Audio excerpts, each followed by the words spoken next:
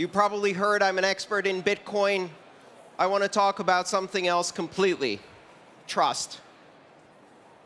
The Dunbar number is defined as the maximum number of people who can be in a community. And we see this in nature again and again, even among other social animals like chimpanzees or wolves or bonobo monkeys. About 150 members of a community can relate to each other just simply based on ties of family and acquaintance. You probably know intimately about 150 people. Your brain is designed to have that limit.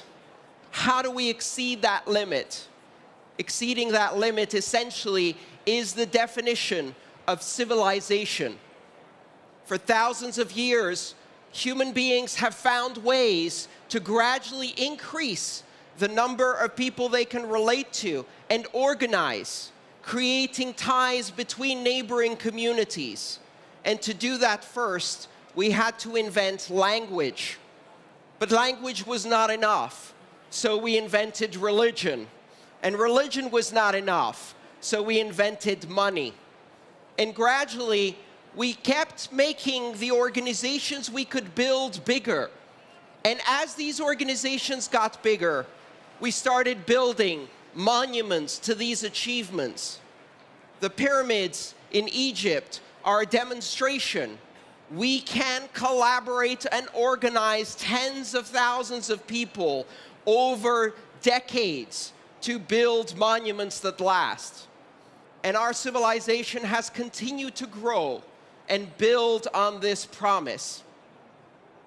The Industrial Revolution created new models for us to organize, new models for us to collaborate.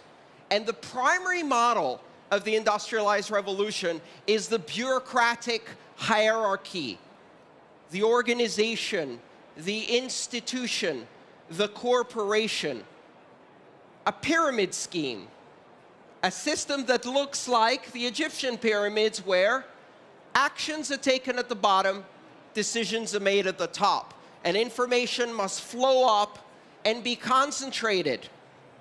But there's a problem with this scheme, and the problem is that power also flows up and is concentrated. And at some point, once you make the organization big enough, the person making the decisions or the people making the decision have too much power and not enough information. They are far away from the place where decisions are being acted on, and they cannot see the consequences of those decisions. And power corrupts. The more you have, the more it corrupts. And now, the organizations that through the scientific method and the Industrial Revolution brought us to this globalization, to the internet, to all of the amazing things we've built as a civilization, the fundamental units that help us decide, that help us collaborate, that help us organize, are failing to scale. We cannot make decisions on a global scale about simple things or about important things. We cannot solve the problems that we have enough money to solve, like poverty or climate change.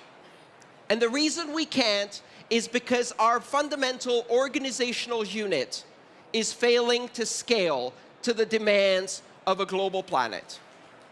How do we fix this? On January 3rd, 2009, Satoshi Nakamoto invented Bitcoin. And most people think that this invention was about money, but it wasn't. It was fundamentally about trust. You see, the internet has given us this fantastic opportunity to be able to scale communication to a global level. We can now communicate effectively at numbers of billions of people all around the world without barriers, without borders, blind to ethnicity, nationality, race, religion, age, ability, or any of the other things that confuse our communication. And yet, many important things on the internet are centralized. They still have the fundamental construct of a bureaucratic hierarchy. corporations that require decision-making at the top, of unelected leaders who decide on the social structures and rules of our most important applications and functions, and yet they are far distant from the users they serve. Organizations like Facebook and Google, but so many others too. The internet has scaled communication, but it cannot scale decision-making. And the reason for that is trust. We do not have a platform to scale trust.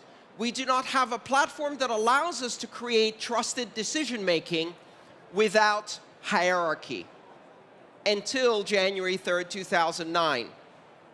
Because once you understand what blockchain technology does, you understand that this is not about currency.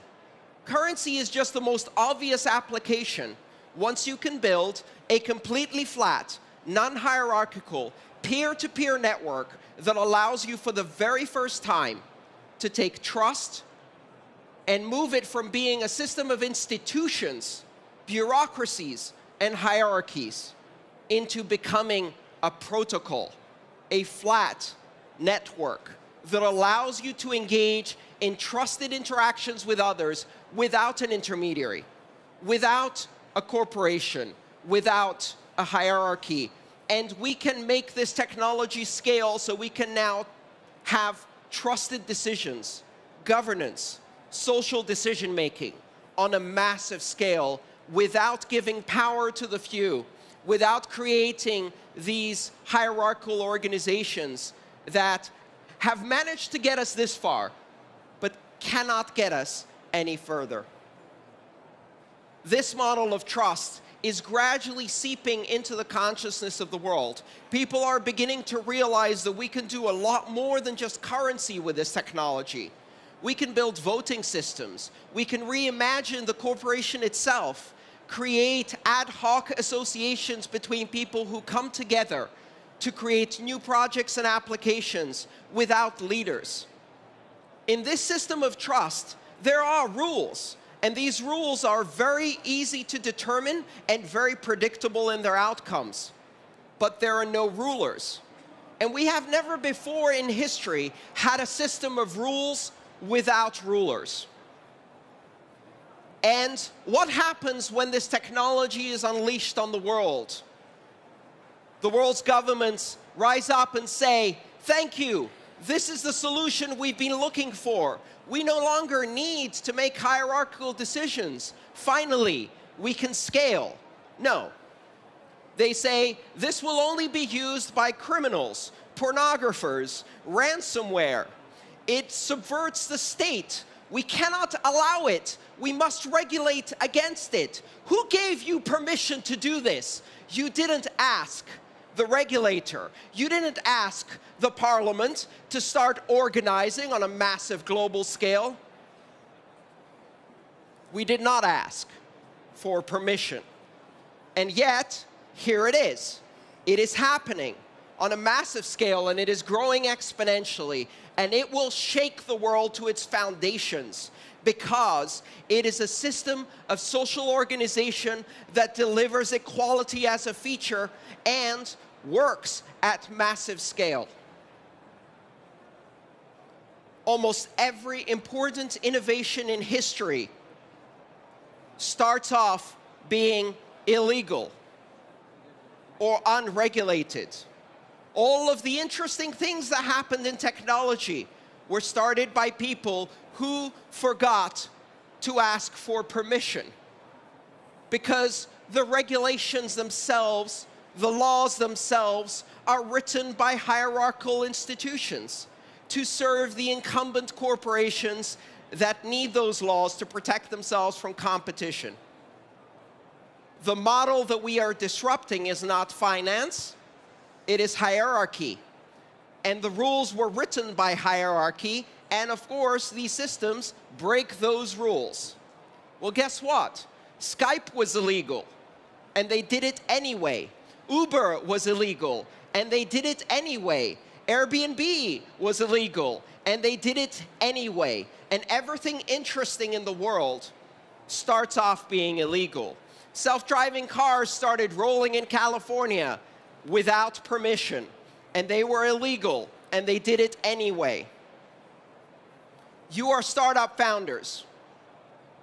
When you decide how to build your next application, be bold, be brave, break a few rules. Don't do criminal things. Think of morality first and rules second. Break the mold. Don't ask for permission. Innovate faster than they can write the rules. Create the next world, the one you want your children to live in. One that is free from hierarchy. One that allows us to collaborate across the world, peer to peer, which means person to person. We can't change the world, but in order to do that, we must not ask for permission. We must be bold. Thank you.